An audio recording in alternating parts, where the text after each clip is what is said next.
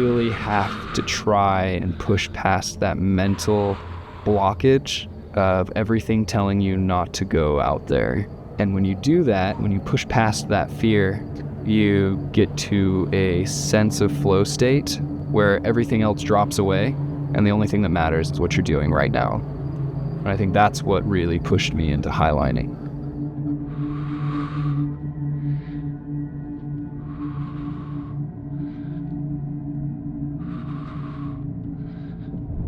My name's Sylvan Christensen, and I'm a canyoneering and climbing guide. Slacklining is the act of balancing on either a 1 or 2 inch piece of flat webbing using just your body. I was born here in Moab, Utah, and then we moved to Las Vegas. About a year after we moved to Vegas, both of my parents passed away. It was ruled a murder-suicide.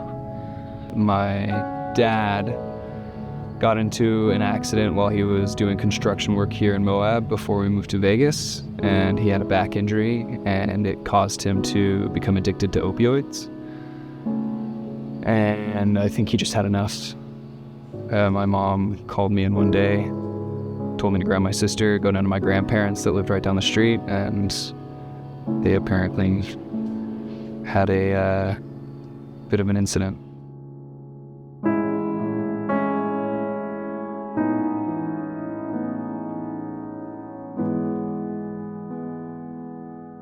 You're faced with the reality that life is fleeting. These people that mean the world to you and are supposed to always be there sometimes go away.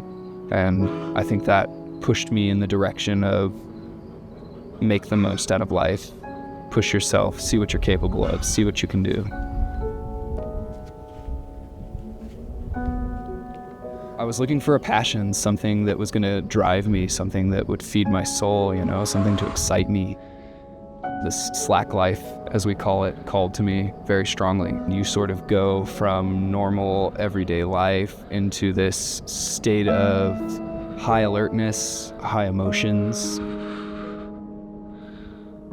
You're almost looking for that pain to see if you can endure it and live past it and push further.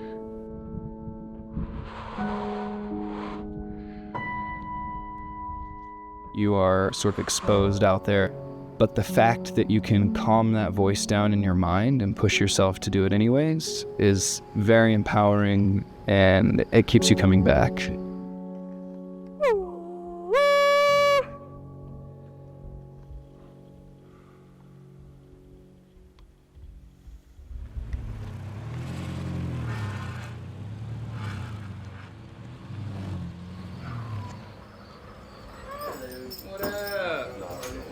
I'm feeling it, man.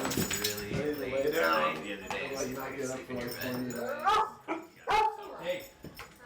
Right now we are where I live, which is the Slack Life headquarters. And we're all just sort of this combined force of athletic activities, lots of skydiving, base jumping, rock climbing, highlining, slacklining, canyoneering. You think of it out here, somebody here does it. Smiling the whole time. You did 3 tandem base jumps? 3 tandem base jumps. And Same all day. different exits too. Yeah. Wow. We did Oh,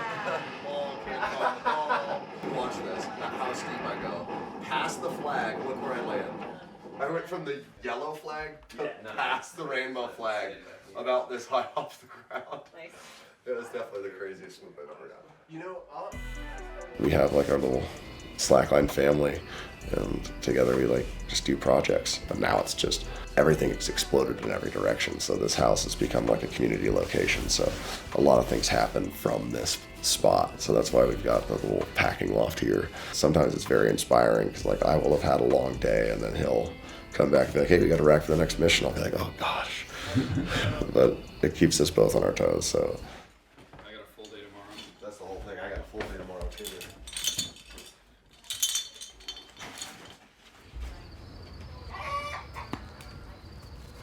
Want to do some slacklining, love?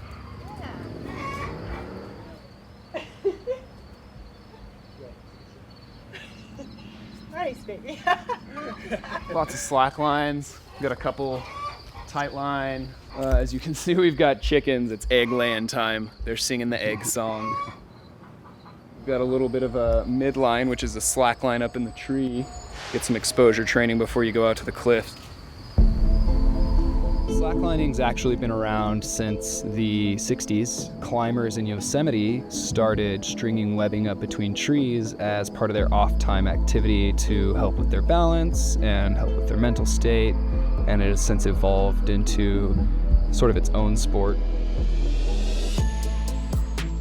That highlining in particular is sort of still a niche enough activity that as we're pushing, we're accomplishing records. We are existing in spaces where no other human has ever existed before. And you feel that inspiration, and it fuels your activities. It fuels your drive, your want for more.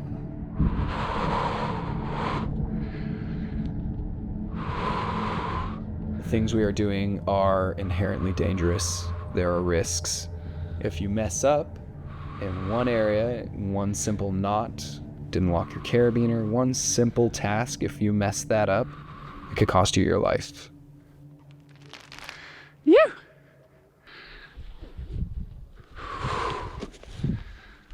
Whew. It takes a lot of skill, a lot of practice, a lot of knowledge to know that you can safely rig these lines up and be okay. It's your life, right? You gotta pay attention to it or else you might die.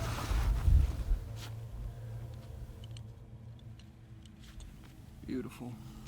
It's nice to have people you can trust and rely on, you know? You come out here with somebody like Sadie and I can be like, hey, go build that anchor over there, and I know that that person's gonna go do it right, and I can trust my life in their hands, you know? That's the kind of friendships you're building.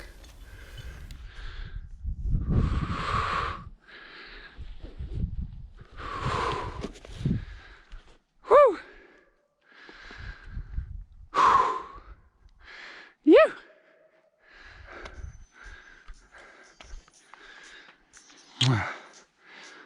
I love you. I love you. Right now we are at the Fruit Bowl, the birthplace of GGBY. GGBY is one of the major slacklining festivals in the world. It's really a great area for people to come out and congregate and highline together. No more shackles on my feet. I'll fly away. I'll fly away, oh Lord. I'll fly away in the morning when I die. Hallelujah, bye, bye. I'll fly away when I die. Hallelujah, bye, bye.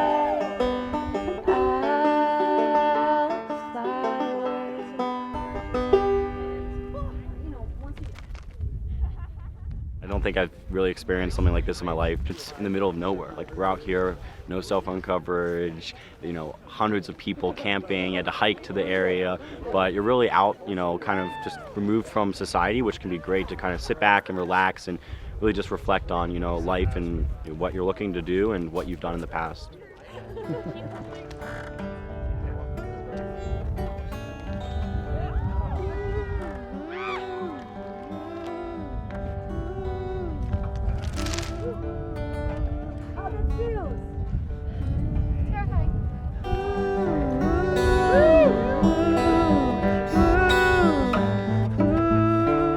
The fact that I went through such a tragic experience at a young age, I was 11, it could have taken me down a very different path.